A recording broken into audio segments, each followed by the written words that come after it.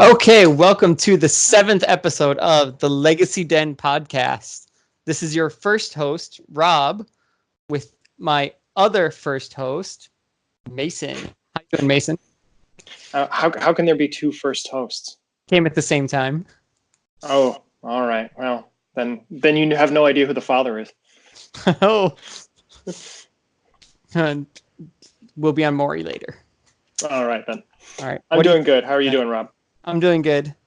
Excellent. What are you drinking, brother? I'm just drinking some water. Like I'm back on my diet, trying to do the whole losing weight thing, and failing a little bit at it, but It's all right. What are you drinking tonight? 5.0 original German beer.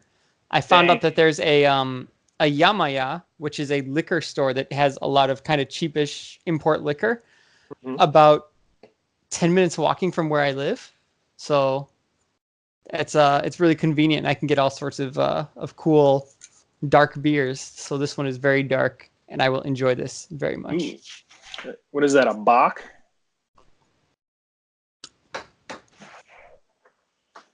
No, I think it's a Mozart. Haha. All right. I see what you did there. You did. Yeah, but you might need to tune in to better jokes. I'll have better jokes later. All right then. All right. So what's on the docket for today, Rob? So first thing we're going to talk about is kind of the I don't want to say elephant in the room, but what everyone's kind of thinking about is the War of the Spark alternate art Japanese planeswalkers. Not so much an elephant in the room as a water buffalo. Big animal, kind of smelly, but not as big as an elephant. But a little beautiful, because some of these cards are also quite beautiful. They're indeed sick. So the financial aspect is what I want to go over first. So we were actually together on day one in Den Town. The Legacy Den guys in Den Town on release day of War of the Spark. So first, let's talk about the sleeves first. So there's those Liliana sleeves that are the alternate art done by the Final Fantasy guy. Yeah. So the deal with the sleeves is that if you bought a box of the new War of the Spark cards, then you got a single pack of 50 sleeves. Yeah. And by box, generally pre-order prices are about $100 a box. So by buying one box, which is about $100, you get 10,000 yen, $10 stamps. One stamp card filled is the sleeves. So yeah, pretty much buy a box, get sleeves. Yep. And as I went in, as we were at the shop, we'll talk about the singles a little bit later. But as I went into the shop, I wanted to grab some packs for my son to open because he's 3 and he absolutely loves just ripping apart packs. And I grabbed 3 packs. Yeah, well, it's cardboard crack. I'm going to get him hooked early. So I bought 3 packs, and because I had spent $10 in packs, they gave me a little stamp point card thing, and then they stamped it once, and then they handed me one of the little Liliana posters. And I asked him what the deal was with the stamp card, and he says, okay, so if you get 10 stamps, then you get a pack of the Liliana sleeves. I've actually been trading and dealing with the sleeves a little bit because I've been searching for them online, and oddly enough, if you go on auction houses in Japan, you can find them for a fairly reasonable price. I've been picking up packs of them and shipping them off to people in the United States, and making a little bit of extra side money.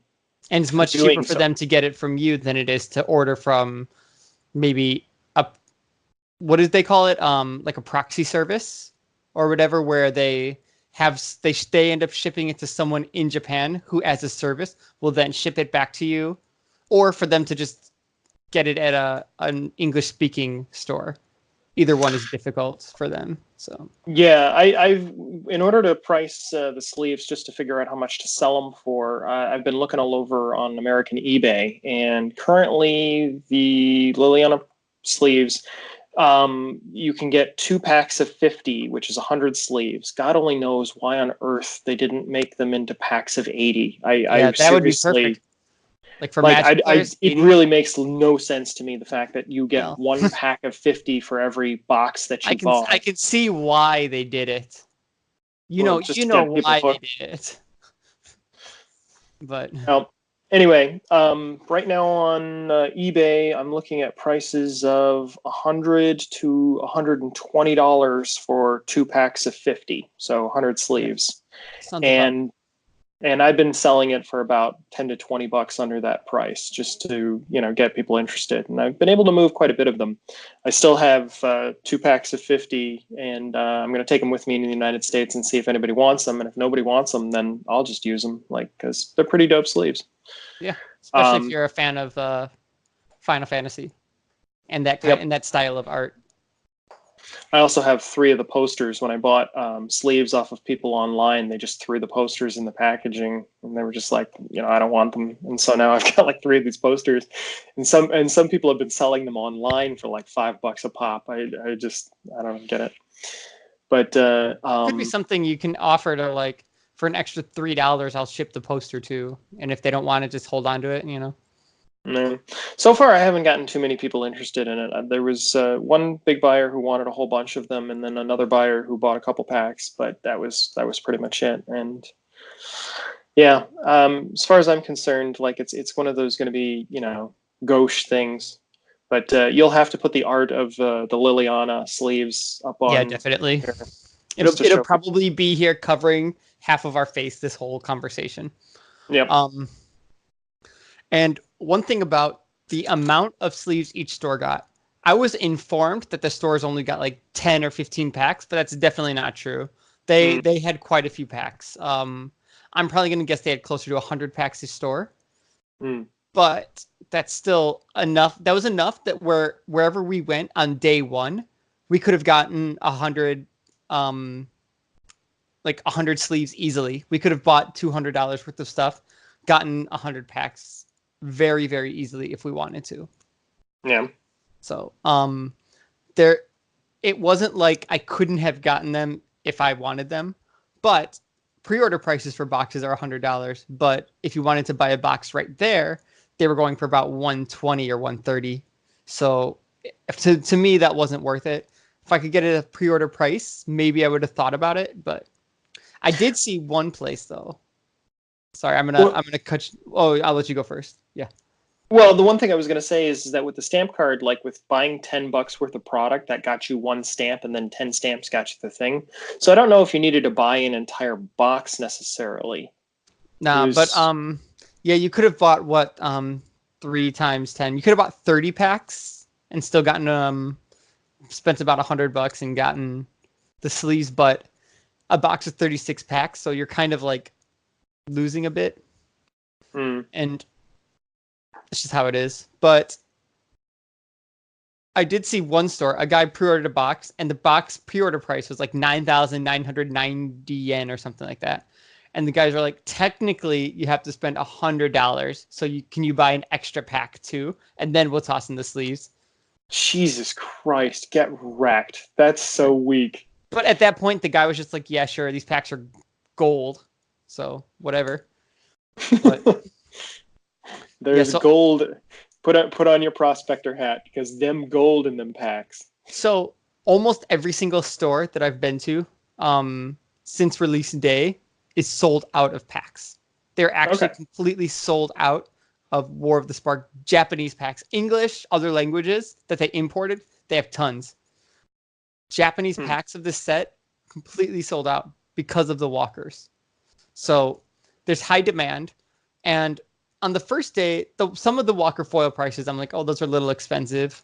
I'm like, oh, it's like, oh, $20 for foil Karn, alternate art Karn, I don't know. Oh, like $50 for foil alternate art Bolus. Oh, $100 for the Narset. That's crazy. And prices have almost more than doubled on just about everything. People are really, really desperate to get a foil copy of some of these walkers. And even the regular price of some of them are through the roof, especially in America, Like, I thought they were expensive going to my local stores here in Japan, but go to America and it's insane. So, I think I think people are under. I think because everybody is sold out of the packs, everybody's assuming that, like, all of these cards are going to be really, really important and valuable. But like I can tell you for a matter of fact that my LGS that I currently am that I visit every once in a while, they have entire boxes. They have boxes just sitting around. They've marked up the price on the packs so that they're $4 each. yeah, And the places to that do have me, stock did that here too. yeah, and to me that's not worth it. But it looks like almost nobody has really bought any packs at my LGS, and I think it has everything to do with the fact that people know that more shipments are going to come out, that the supply is going to get replenished, Exactly. and that past a certain point those pack prices are going to go down again, so it's not worth picking up the packs. What I found strange about my LGS is that they didn't even bother opening up any boxes for singles. And I have no idea whether or not they did that because they thought that they could charge extra for the packs and make more money selling the packs, or if they were concerned that they didn't know what the prices of the singles were because the prices are so fluctuating and all over the place. Mm-hmm. So I actually went into my LGS. I expected to see an entire wall of War of the Spark singles, ready to be sold. And, I assumed that the prices were going to be overly high, but I figured I'd check. They had nothing. They hadn't opened anything. So it was really weird. Yeah, it's the pack prices being high.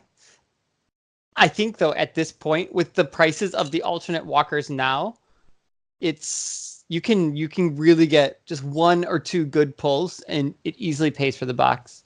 Like, when you were buy listing some stuff at Dragon, I saw these two guys have a box war. They each opened a box of Japanese war just to see what they get and see like who gets the better one. And one guy gets like a foil Jace, alternate art Bolus, alternate art Teferi, all these good things. Other guy gets foil, alternate art Chandra, and a few Narsets, whatever.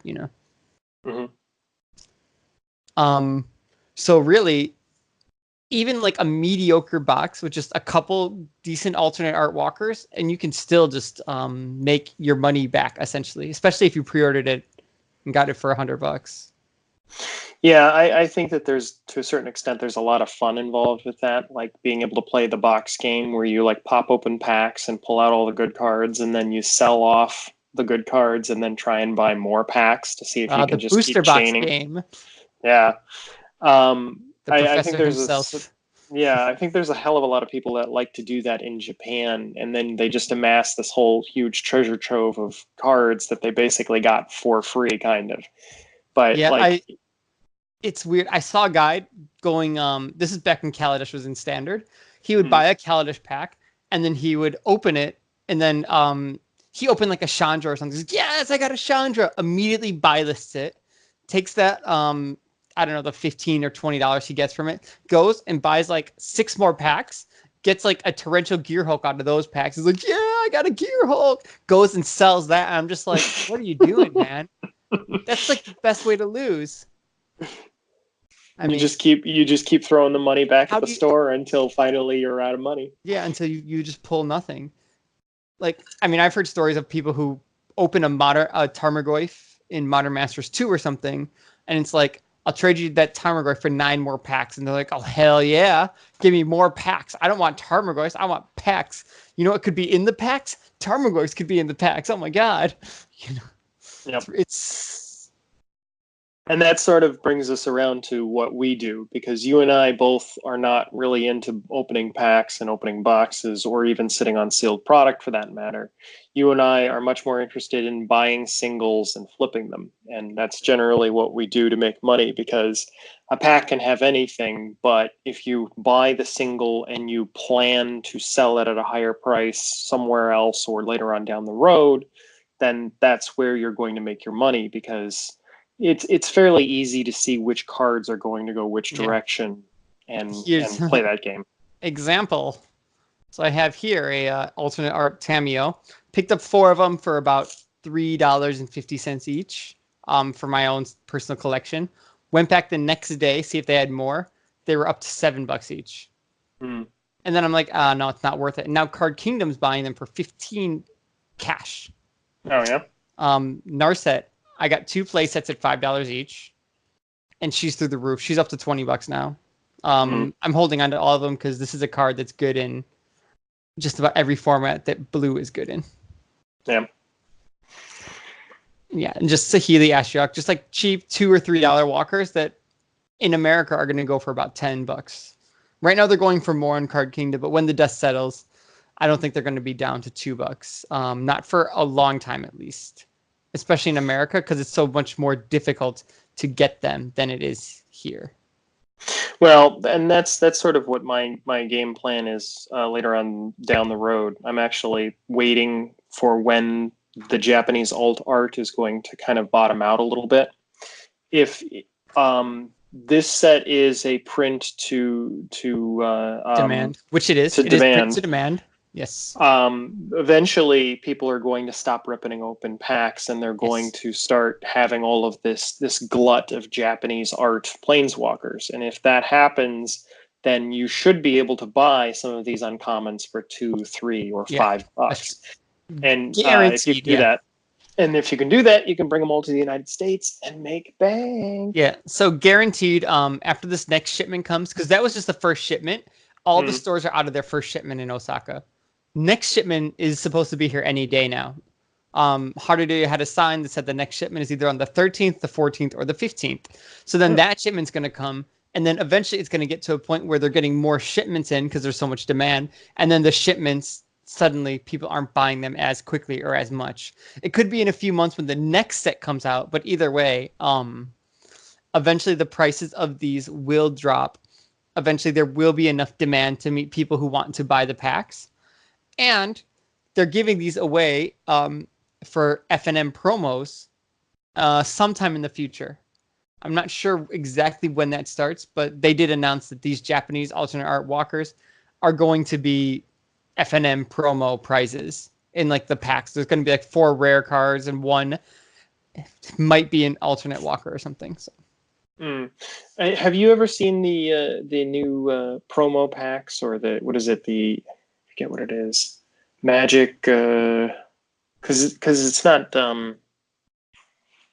I forget what it's called, but yeah, I've actually seen people at my LGS. I'm on that line thread with a whole group of people, and every single time somebody wins the tournament for the Wednesdays and the Fridays, they show them holding up the little packet of the winner's cards or whatever.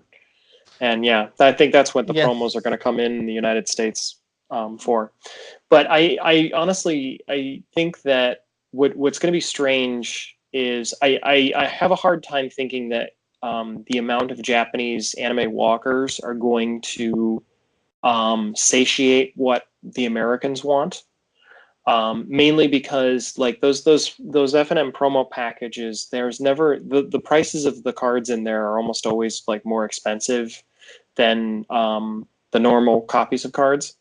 And I think that even if there is an influx of Japanese cards that go into the American market, the amount of Americans playing the game is so much higher, so much greater than the amount of Japanese players popping open boxes and popping open packs. Yeah, it's true. Just population-wise, Americans did what, 3 times Japan? Yeah.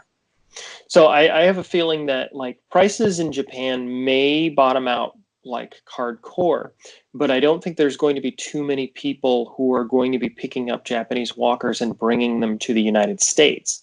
Yeah. So if there is a glut here in Japan and people are really, really, paying top dollar for them in the United States, I think we may see an opportunity to make some money down the road. Yeah, and there really aren't that many stores that ship to the States either in Japan. There's Haruduya, but not the Osaka or the Shizuoka one. Just the main branch in Tokyo, and like Tokyo MTG does, I think, but they're also like expensive with shipping and stuff. But a lot of the stores that we might use, like Big Web or Project Core, which you can't use, or just some of the smaller stores, Black Frog or whatever, stuff like that. Like they can't. They will only ship inside Japan. So Mhm. all of those competitive prices are going to be what the local players get. Where like if the international market's high, then Haruruya can just charge out the wazoo for them, and people will still buy them. So, Yep. and if that's the case, then what might happen is people will be able to take their stuff, sell it to Haruruya for a decent price, and Haruruya sells it to the Americans, and then this kind of repeats. It's like, oh, I'll go to this store and buy. Oh, Narshets are finally back down to $5 again. Let me just buy a bunch. Haruruya is still buying them for 10, and who knows? Yep.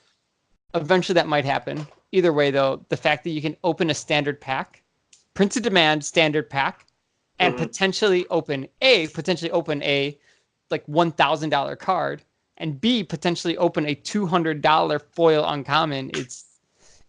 That blows my mind. This is like, some of these prices are like master sets level prices. It's insane. Mm-hmm.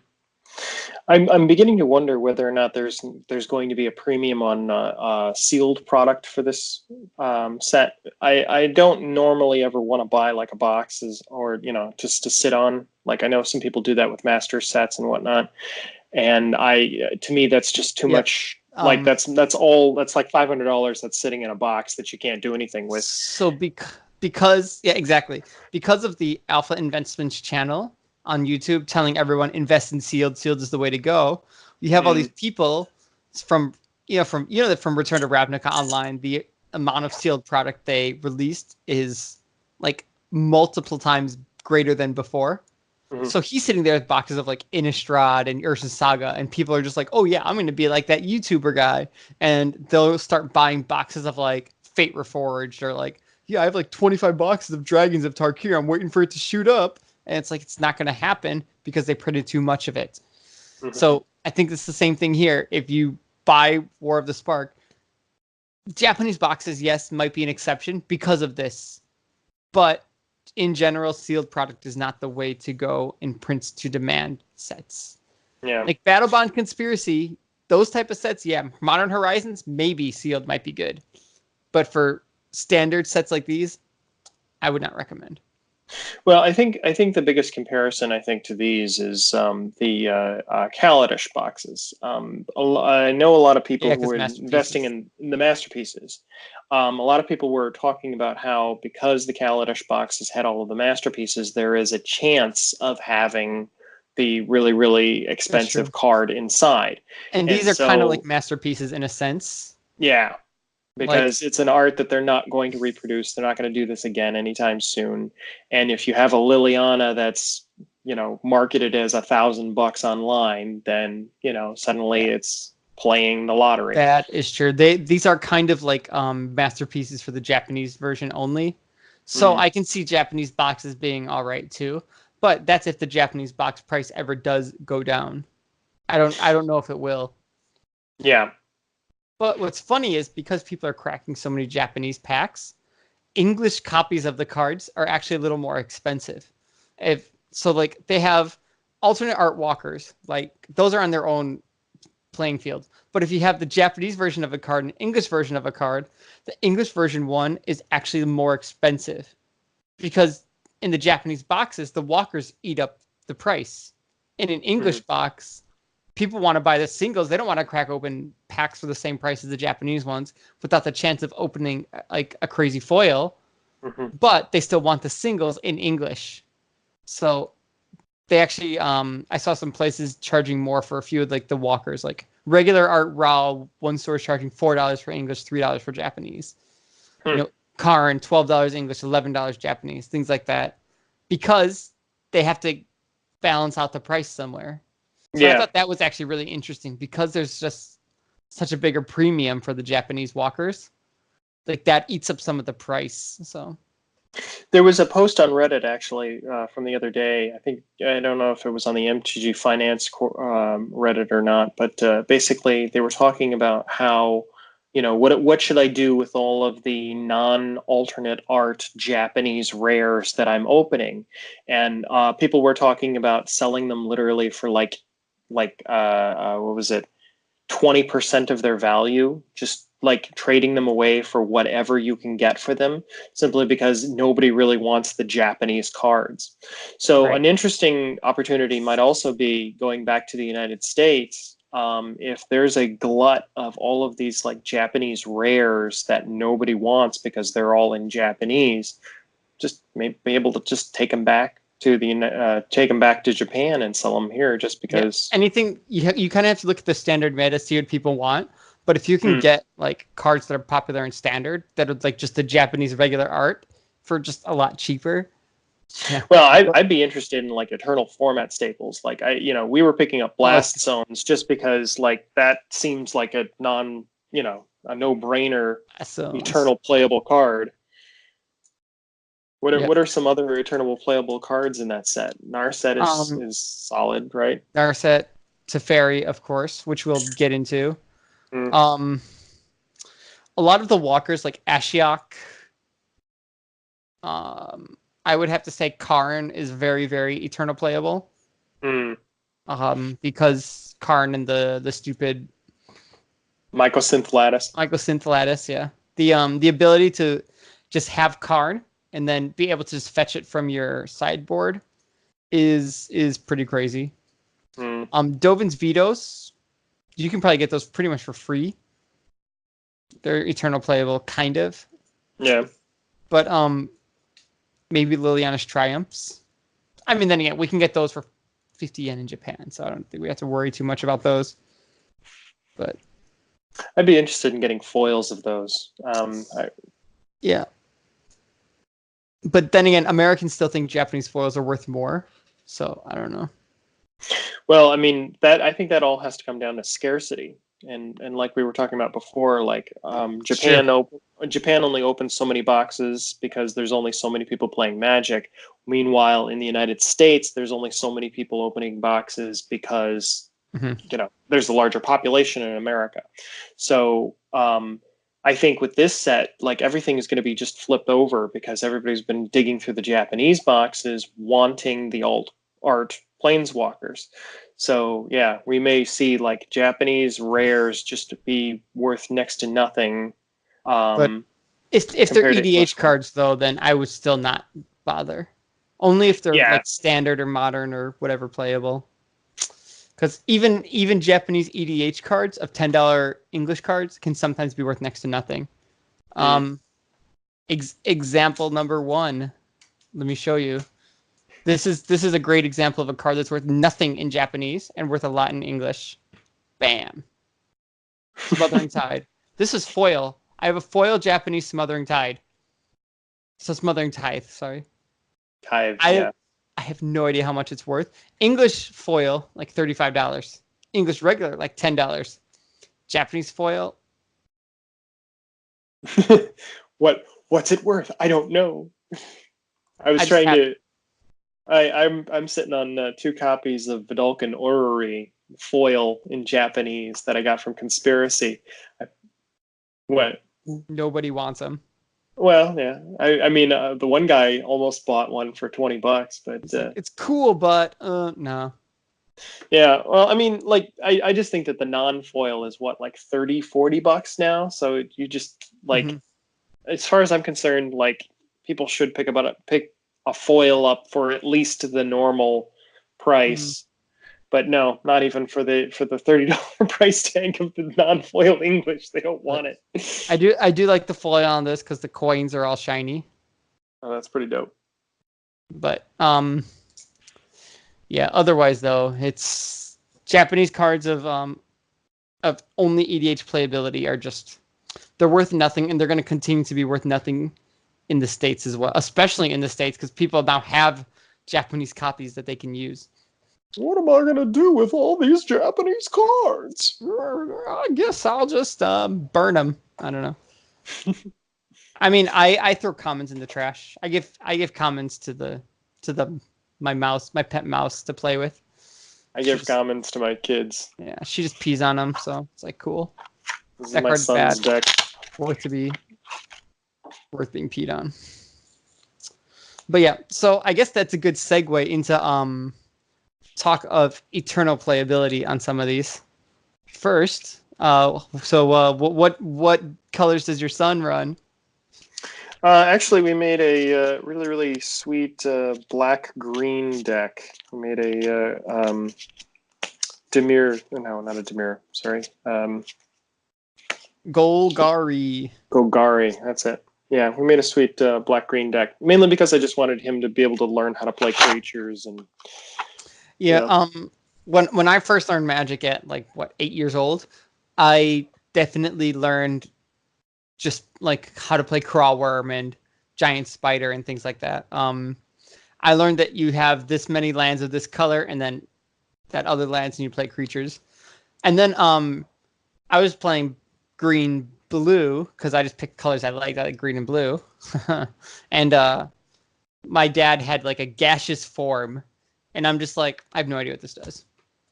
All it does is prevent all damage that be dealt to the card or something. Can't be blocked, does no damage, something like that. But I was just like, I have no idea what this does. It doesn't just have like power toughness. I did have a Leviathan though, and it was a 10/10, which is a pretty big number. And I didn't really know about the drawbacks or care. I knew flying, but I didn't know about like the whole like you have to sacrifice islands to untap or whatever. But I was like, I have a Leviathan, it's so cool. And the picture is pretty sweet too. One of my favorite Magic arts is Leviathan. I would definitely get that printed on the wall here if the artist who made it sold prints of Leviathan. Oh well. Anyways, so moving on to eternal playability of War of the Spark. Let's focus on Legacy today. Maybe a little bit of Vintage if we have time. Okay. Well, today I posted a link to you in the most recent Legacy Challenge. The number one deck that won the whole thing was a Miracles list that was playing 2 Teferi main deck. Mm-hmm. I need to actually re-pull up the link. I think I saw a Narset in the sideboard, but I'm not sure if I saw one in the main. So he had one Narset in the side. Yeah. So he had one Narset in the side, Containment Priest, Flusterstorms, whatever. But yeah, the new cards that he had was he had 2 Teferi Time Ravelers in the main, and he had one Narset in the side of Miracles. I will tell you right now, Teferi is so good. It's so good. Teferi is really, really good. Because, like, for 3 mana, that's the kind of level where you can be holding up, like, 1 mana for Spell Pierce or whatever, and still just set it out for 3, and be all right. Like, you can just, like, swords a couple creatures for the first couple turns.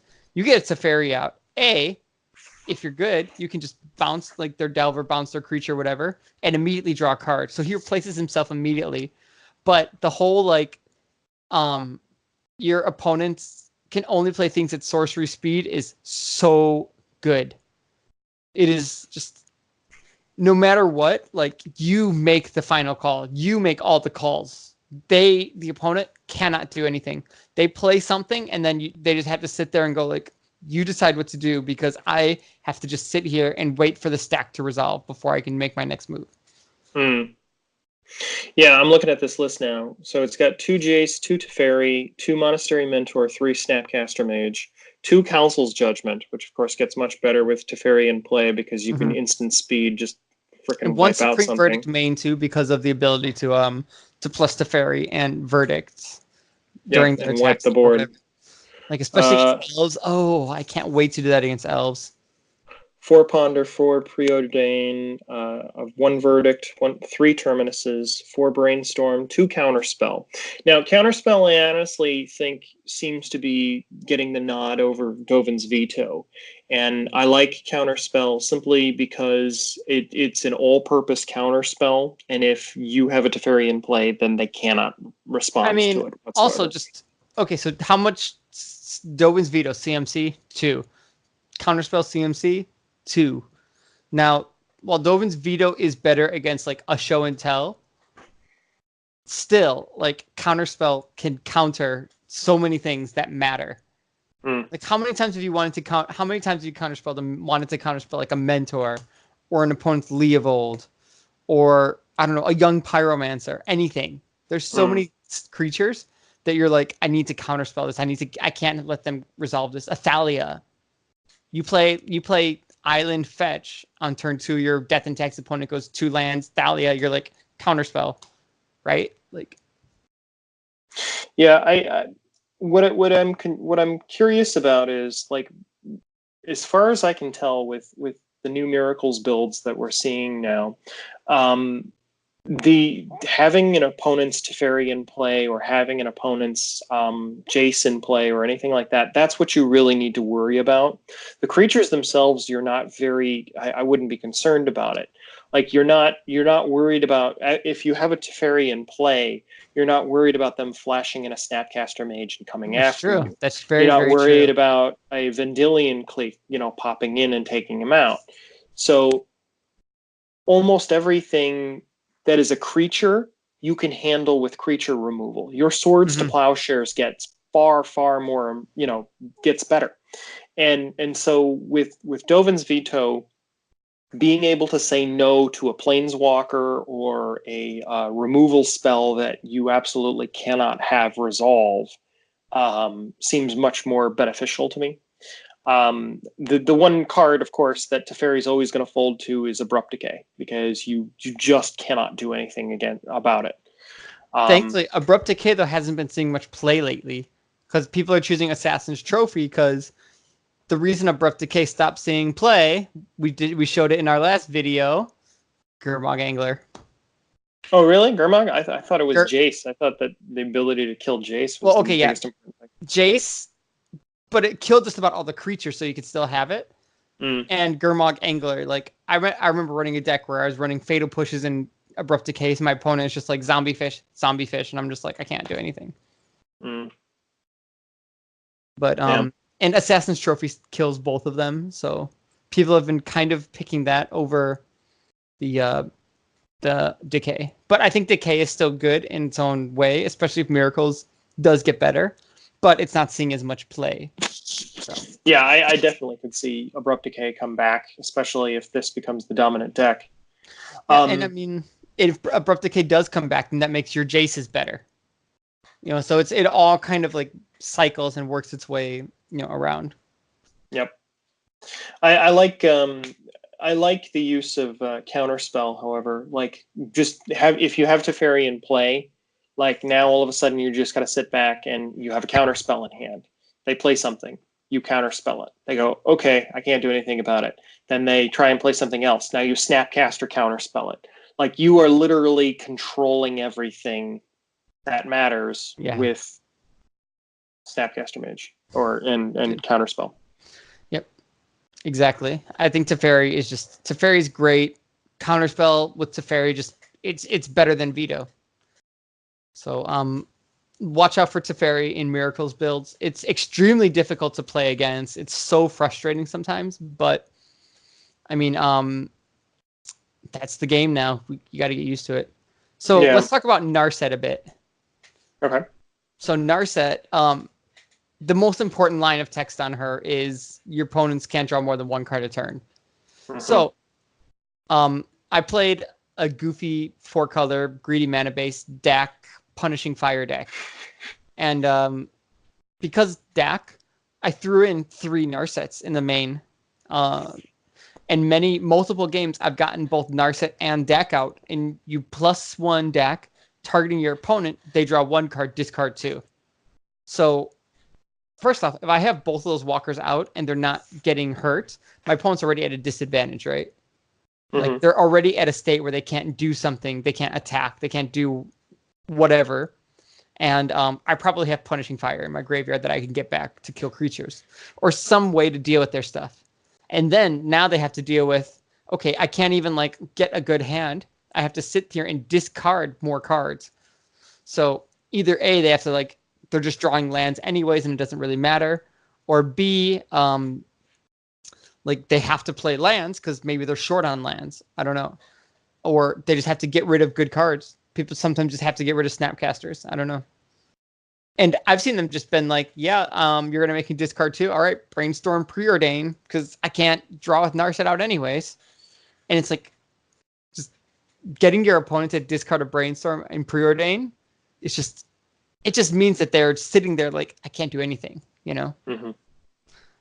So Narset has just been, she's really good against blue decks. Any deck that runs Brainstorm, they look and they see Narset and it's just like, well, don't play this. It's similar to Leevil, but it's so much easier to cast because it's in blue. And she replaces herself. Kind of like Leovold. Like, if you target Leovold, you know, you draw a card. But her, you search top 4. You can ask Kanta 2 times. Yeah. And then, yeah, she's not a creature, so she's a little more difficult to deal with in some ways. Yeah, I like how she shuts off opponents' cantrips and replaces herself like right away. The fact that you can drop her -2 her and immediately get a card back in your hand from having her, even if she gets removed, is still incredibly valuable. The fact that she's a 3-mana walker, I think, is really, really good if you're dealing with, like, say, Chalice decks or something like that. Just because they will probably, you know, send a creature over to remove her just in case, you know, you dig a little bit deeper and find the one card that gets you out of your Chalice situation. Yeah, and as we know about Legacy, 3-mana walkers are really king. Yeah. Like, the Lilianas are really good. Teferi, Narset, like, these are all, I think Dak Faden's still good in Legacy. But again, the 3-mana slot being a walker that can just sit there and just win the game, it's really important because they don't have to get to turn 4, turn 5 to do that. Turn 3, they can just shut you down. So I also look forward to being able to use Narset against Palace Jailers. Yeah, Palace Jailer, that advantage can definitely just run away with the game. They don't even have to be attacking, just sitting there, just drawing every turn.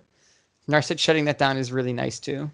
Yeah, it literally stops that card advantage engine in its tracks and makes it one-sided. If you're able to get the what was it, the Monarch away from the opponent, then you can draw cards. Like, that's the great part about Narset is that it's one-sided. Your opponent can't do these things. You can still sit there like, I'm going to Brainstorm. I'm going to J0. Draw. It's Narset is great. Get your copies. She's worth slotting in to just about any fair blue deck, I think. If you're a Delver deck and you're really, really fast, maybe not, but I still think she's a great sideboard card against bad matchups like Miracles or whatever. That's just my personal opinion. Yeah, I've thought about trying to put it in the blue-red Delver deck that I've run and just see whether or not she would actually work. But I don't think... It seems too slow for a blue-red Delver deck. Like, TNN is kind of your 3... TNN is exactly where you want to be, yeah. It's like, do you want to drop a TNN or a Narset? And it's like, generally TNN. Yep. One of the cards that I'm excited to see whether or not it'll start seeing play in Legacy is Gyre Reach Sanitarium, which I immediately have picked up 6 copies of just because... Yeah, I picked up a few. She works. It plays well with Narset. Plays incredibly well with Narset because right before it comes back to your turn, you activate Gyre Reach, your opponent discards a card, and you loot, which can be very valuable. For those who don't know, it's legendary land. Tap for a colorless, 2 mana, tap. Each player draws a card, then discards a card. And with Narset out, your opponent can only draw 1 a turn, so they have to just discard. You get to draw a discard. Yep. So you do it on their end step just to make sure they don't draw that extra card, and you basically get exactly what you need. I actually speculated a little bit because after I realized that Gyre Reach works so well with Narset, I wanted to immediately find a couple of copies. I jumped on Big Magic and I got a couple of normal English copies off of them.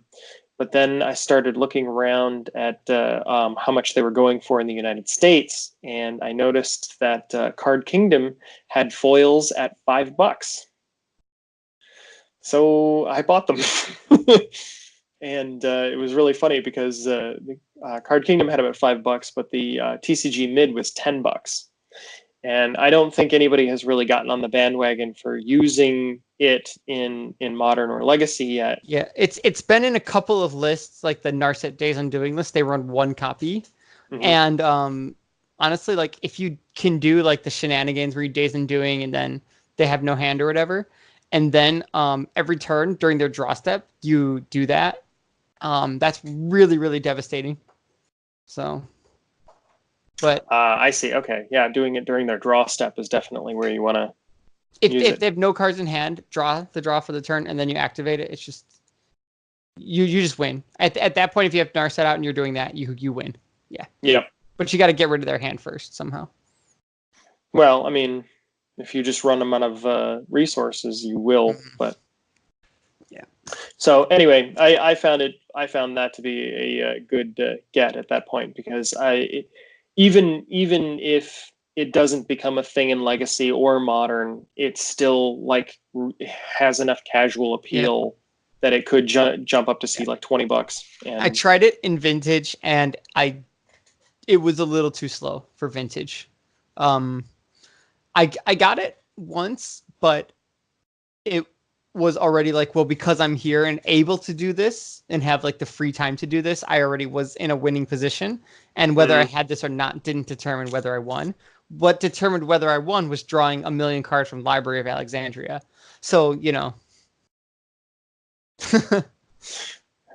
I love Leyline of I Win. Leyline of I Win. The best is though, I played against a guy and we both had Library first turn, and we just sitting there, go to 7, draw, set a land, pass, draw, set a land, set a mox, pass, draw. It was great. That sounds hilarious. And that happened multiple times. Like the Library is it's a great card. It's fun. It's a great card. Potentially the best card ever printed in Magic. I think Ancestral Recall is number one.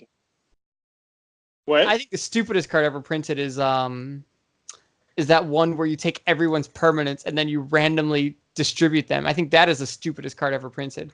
Yeah, definitely. I don't even know what that is. Oh my gosh, MTG Chaos.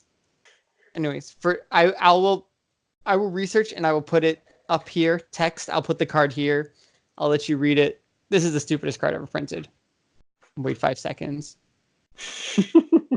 Wait for it to appear. Okay, it's gone. All right, so the next card I'm going to talk about that showed up in the second place deck, which is Death and Taxes, is Tomik, Distinguished Advocate. He's the 2/2, or he's the 2/3 flyer for 2 mana, legendary. Lands on the battlefield and land cards in graveyards can't be the target of spells or abilities your opponents control. Your opponents can't play land cards from graveyards. Holy shit. So, your opponent cannot target any land. They cannot Thespian stage copying their own Dark Depths because they can't target it with their own thing. You can wasteland them as much as you want. They cannot wasteland you. They cannot Crucible. They cannot Life from the Loam. They cannot target anything. This card is fantastic. I love it because it only screws over strategies that I don't play. Okay, sure. Yeah, I can understand that. I'm like looking at this card. I don't understand why on earth this would be mained though. Like I could see like just don't lose to Wastelands.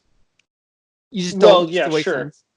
Sure, like, you don't lose to Wastelands, but this is a what is this? This is a Death and Taxes list. Yeah, like you're not losing to Wasteland anyway.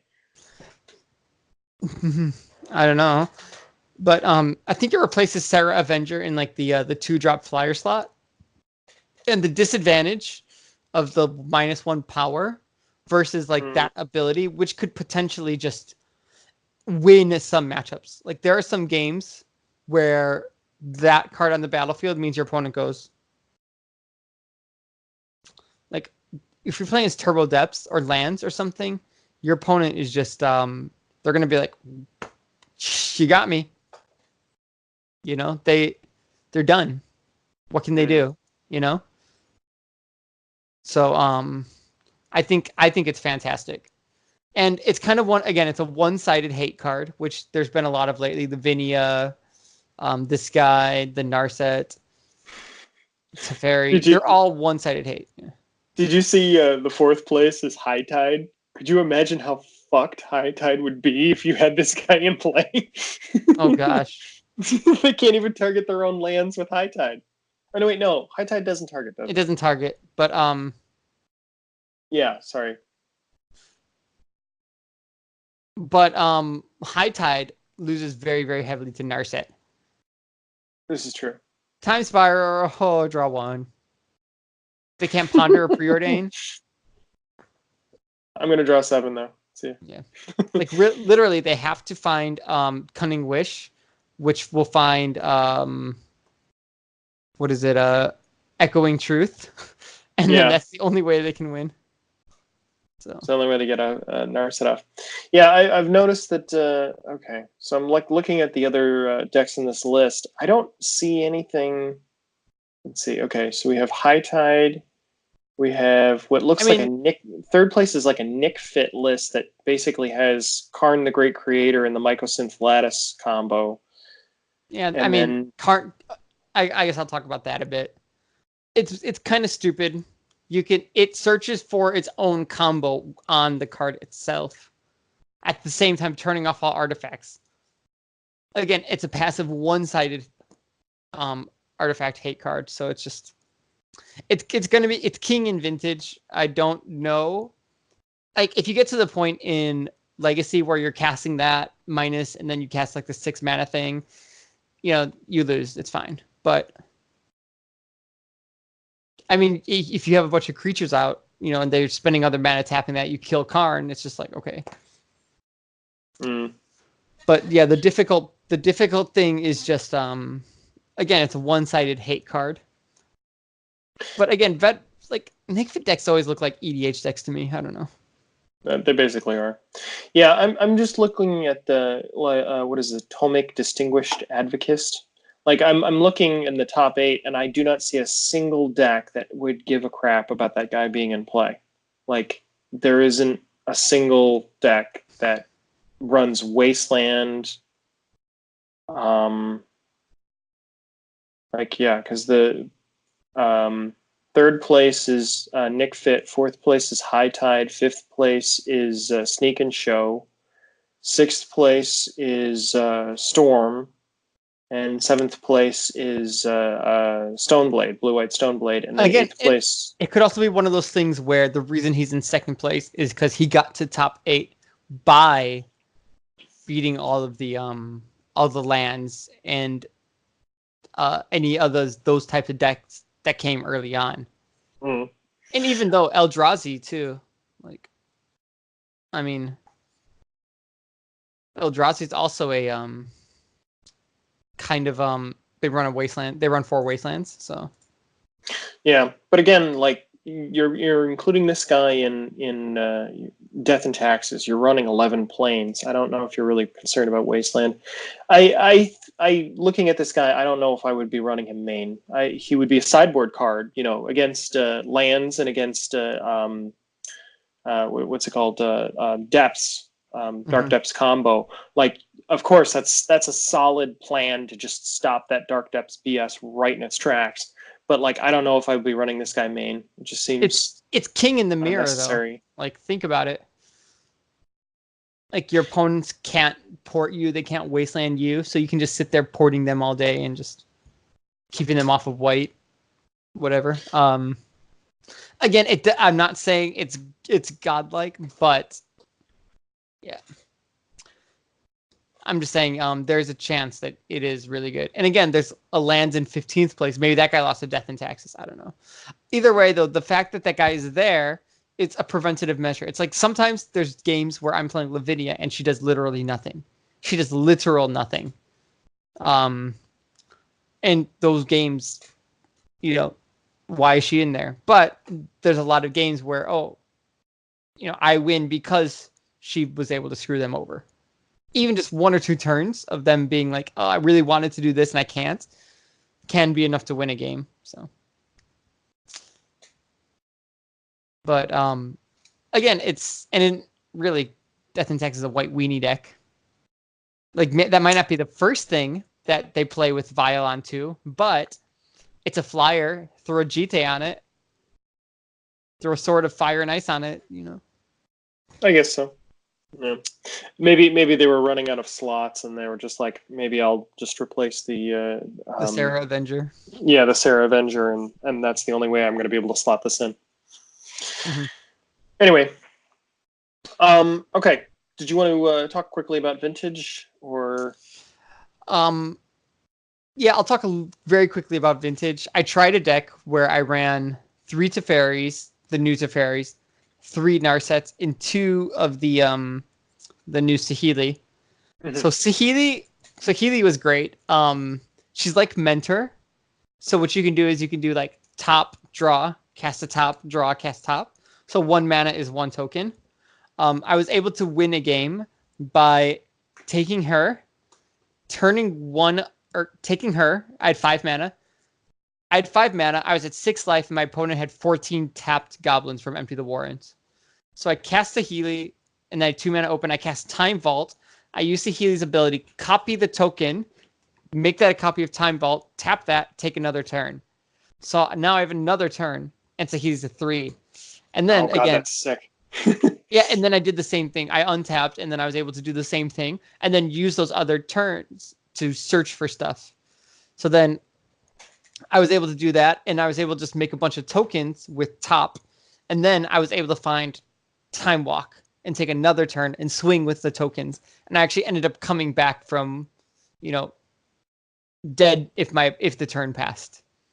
So that was she was great. And also one time I used her -2, turned a token into a top and tapped it to draw. And it didn't go to the top of my deck. I just drew 1. So her -2 just being draw is also kind of all right. Her -2 being take an extra turn is the best part though, but yeah, that sounds unbelievably sick. I like that idea. And it's until end of turn, which means at the end of your turn, it then turns back into a servo. You untap with it, and you just do it all over again.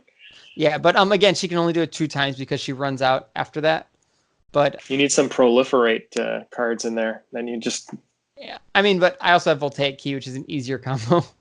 But yeah, I'm thinking of. Do you want to do things the easy way, or do you want to do things the awesome way? I need to find a way to recur Saheeli forever instead of just using a 1 mana artifact. Yeah, now you're really thinking outside the box. Narset was great, as always. Teferi was great. So I had a match against a Delver player. They had Delver turn 1. I cast Lotus. They said fine. Set a land. Tapped the land for white. Sacked the Lotus for blue. I had 1 blue floating. I cast Teferi. My opponent's like, fine, resolves. And I'm like, oh, okay. With my last blue mana floating, recall, draw 3 cards. My opponent's like, daze. And I'm like, you can't do anything because it's a fairy. And he was just like, should have dazed the Teferi dog. and then bounce the Delver and draw another card and go. So that was a multi 6. I think I got back up to 7 cards there and able to take care of things. So I'm sorry. Yeah. Is my main phase anytime you could cast a sorcery? No? Yeah. Oh, okay. Then I'm afraid you're going to have to put that daze back in your hand. But the deck I was running, it was trying to do too many cute things. Like I had Narset and Vendalian Clique, so I could Clique during their draw step and then like bottom deck a card. But I never had Narset and Clique at the same time. So it just kind of ended up being just a Clique on its own, which was okay, not bad, because I like Clique, but it wasn't like vintage level, And I had Teferi and Spellquellers. Spellqueller is good with Teferi and with Lavinia, but the thing is, they never killed Spellqueller. Spellqueller either got countered by a Red Blast anyways, or it countered their spell, and I was able to attack with it. So I was never really in a position where like, oh, Spellqueller died, but haha, they can't cast their spell. That never actually happened. So I'm like, the reason Spellqueller is good isn't because if it dies, they can't cast it. It's good because it steals it, and then they still can't do anything. And then they get hit with 2 extra damage a turn. So I'm like, I don't really know if I even need Spellquellers in the deck. Well, what I like about Spellqueller is the fact that you can minus Teferi and bounce it back to your hand, and then just basically reset it. So now you have a counterspell back in your hand, and it's just a repeatable counterspell. Yeah, and the thing is, the times I had Teferi and Spellqueller were 0. Okay. I never had them together. Like, either the game was already over and I already killed them with like Mentor or something, or just I had a spell queller only, or I had Teferi only, and one of them died because of blasts, you know. But I'm gonna think about another artifact-based deck, something with Saheeli, and I'll definitely run Time Vaults, Time Walk, Tinkers, all the Moxen, like Mana Crypt, Soul Ring, all that stuff. So I'll see if I can get something interesting together. All the Moxen. But now that Mentor is banned from Vintage, I think Saheeli might actually be a decent replacement. Because while, again, like, five monks is game, you need a lot more than that with Saheeli. But Saheeli also can do some other goofy stuff. Like, just a Time Vault on its own and have Saheeli and cast Saheeli is just... Copying artifacts is pretty good. You almost always have a huge range of artifacts. Like turning your servo into a Black Lotus, pop it, and then just... It happens. Yeah, and that's something that can definitely happen. So yeah, seems like a good use for a 1/1 token. Yeah, so I'm thinking Saheeli might make the cut for Vintage, but Narset also definitely should. But I don't think Teferi is good enough for the build that I'm trying. Teferi was really good. He was really good for his own ability, but I don't think it really needs other stuff to just be a good card. So. Yeah. A more control-y shell might just be the way to go with that. So, yeah, I think that with Teferi, like his abilities are so unique that like it's going to take a couple of months for people to figure out how to properly utilize him to break him. Yeah, and once they do, like Legacy and Vintage will never be the same. Meanwhile, like stuff that's pretty easy to figure out how to abuse, like Saheeli, is like I put it into play, I cast a whole bunch of non-creature spells, and I make a whole bunch of tokens. Top draw. I'm so good at Magic. Yeah. I figured it out, guys. She triggers any non-creature spell? Yes. Okay, so it's just like Mentor, but... Yeah, it's not like Young Pyro, where it's instant sorceries only, it's anything. And that's why I'm interested in Saheeli, because you can do the top trick. Oh, I have 2 tops and 5 mana. That's 5 servos. Wait, isn't top restricted? And no, in Legacy it's banned. Legacy it's banned. I thought it was restricted in Vintage. We got mental missteps for that. Top 8 is good. Mental missteps, and people run a lot of artifact hate. So, like, have you ever been Stony Silenced on turn 1, and then sat there with a bunch of mocks and top and go like, oh, okay, I think I lose. I think this game's over now. Yeah. I haven't, but I've had an opponent who has. I was able to, again, Lotus for white, tap my island, Lavinia, Stony Silence. My opponent was on Paradox, and they're just like, oh, this ain't looking good. It's like, this is not looking good. Well, that's no good. Let's see. I can't cast half of the cards in my hand, and the other half, even if I cast them, I can't use. Like, he ended up casting like one Soul Ring and 1 top just to try to Paradox for 2 when he finally got to 4 lands. It was so bad. Like, yeah. And that's why top is all right in Vintage. Also, top is great bait for mental missteps. Sometimes I'm like, I have top and recall, and I'm just like, top, and they're like, misstep, and I'm like, okay, Mox Sapphire recall, and they're just like, oh, you got me, you're so smart. And I'm like, yeah, drawing good cards makes me really good at Magic. Well, just burying your opponent card advantage makes you really good at Magic. Yeah, it turns out drawing the best card in Magic in your opening hand kind of a good thing. At Magic. Yep. Seems solid. All right. I think that's good for today. We talked about a lot of stuff. We had a few laughs, we sang a few songs, but now it's time to go home. We're both already home, so that was easy. Goal accomplished. Yay. All right. I'll catch you on the flip side, brother. Okay, home slice. You take it easy. Sayonara, Rob. Sayonara.